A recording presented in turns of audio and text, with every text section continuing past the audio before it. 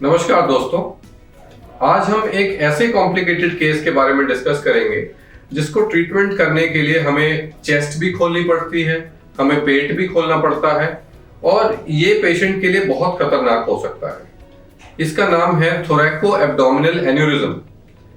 पहले बात तो एन्यूरिज्म क्या होता है। एन्यूरिज्म मतलब जो हमारी ब्लड सप्लाई आ रही है वो नस अगर फूल जाए और उसमें ये खतरा पैदा हो जाए कि वो फट सकती है और फटने से ब्लीडिंग होकर लाइफ रिस्क हो सकता है, इसको कहते हैं एन्यूरिज्म। तो हमारी जो मेन नस हार्ट से ब्लड लेके आ रही है, जो हमारी आंतड़ियों यानी इंटेस्टाइन्स को भी दे रही है ब्लड सप्लाई, हमारी किडनीज को दे रही है और हमारी दोनों टांगों को दे रही है, अगर इसमें सूजन आ जाए तो इसको बोलते हैं आयोटिक एन्यूरिज्म। ये जो पेशेंट है ये 73 साल की बुजुर्ग महिला थी जिनको ये आयोटिक एन्यूरिज्म शुरू हो चुका था और ये जो इनकी आयोटा नॉर्मली 2-2.5 सेंटीमीटर की उसकी डायमीटर रहती है, वो अब 6 सेंटीमीटर की डायमीटर हो चुकी थी। और ये एन्यूरिज्म छाती में जहां पे हमारा डायफ्राम रहता है जस्ट उसके ऊपर से शुरू होके नीचे किडनी की नसों को इन्वॉल्व करते हुए वहां तक पहुंच रहा था। इतना लंबा आयोटिक एन्यूरिज्म है। तो इस एन्यूरिज्म को ट्रीट करने के लिए कन्वेंशनली या आज तक पंचकुला में मेरे ख्याल से कुछ केसेस हुए हैं जिसमें हमने ओपन सर्जरी किया है और जिसका लाइफ रिस्क बहुत ज्यादा है। सर्जरी के दौरान कोई भी कॉम्प्लिकेशन हो सकती है या बाद में भी कॉम्प्लिकेशन हो सकती है और पेशेंट की डेथ होने के चांसेस बहुत हाई हैं। पेशेंट में कॉम्प्लिकेशंस होने के चांसेस बहुत हाई होते हैं ओपन सर्जरी में। तो इसका एक नायाब या नया तरीका आज हमने ट्रीटमेंट किया है ओजस हॉस्पिटल में। तो हमने इसमें क्या किया है कि हमने एक छोटा सा 4 सेंटीमीटर का कट हमने पैर में लगाया है, उसके थ्रू हमने स्टेंट डाल दिया है इस एन्यूरिज्म के अंदर।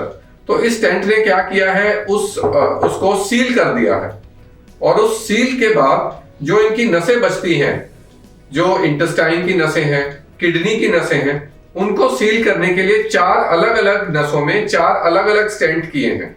तो इसको बोलते हैं fenestrated endovascular aneurysmal repair.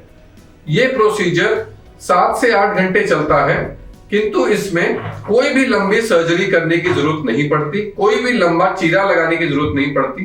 Patient का लाइफ रिस्क बहुत कम हो जाता है और 48 से 72 घंटे के अंदर हम पेशेंट को डिस्चार्ज कर सकते हैं बिना ब्लड लॉस के, बिना किसी मॉर्बिडिटी के, बिना लाइफ रिस्क के। सर, हम हिमाचल से आए हैं और मेरी मम्मी को पेट में दर्द, खाना खाने में, खाना डाइजेस्ट होने में प्रॉब्लम होती थी और जो किडनी में ब्लड सप्लाई की जो जाती है नस, वो भी सारी उनकी काफ़ी मेजर कंडीशन में हो चुकी थी। इसलिए हम यहाँ पे ओजस हॉस्पिटल में डॉक्टर अंकुर अग्रवाल से ट्रीटमेंट कराने के लिए आए थे, जिन्होंने इनकी सर्जरी करी है और अब ये बिल्कुल स्वस्थ हैं। इनका नाम स्वर्णा देवी है और आज हम वापस अपने हिमाचल मम्मी जी को बिल्कुल स्वस्थ करके घर लेकर जा रहे हैं और खाना वगैरह सब इनको अब डाइजेस्ट हो रहा है। तो ये प्रोसीजर पंचकुला में फर्स्ट टाइम हुआ है और मुझे लगता है ट्राई सिटी में ये 5th या 6th ऐसा केस है जो इस प्रकार की फेनेस्ट्रेटेड डिवाइस हमने एब्डोमिनल आयोटा में प्लेस की है।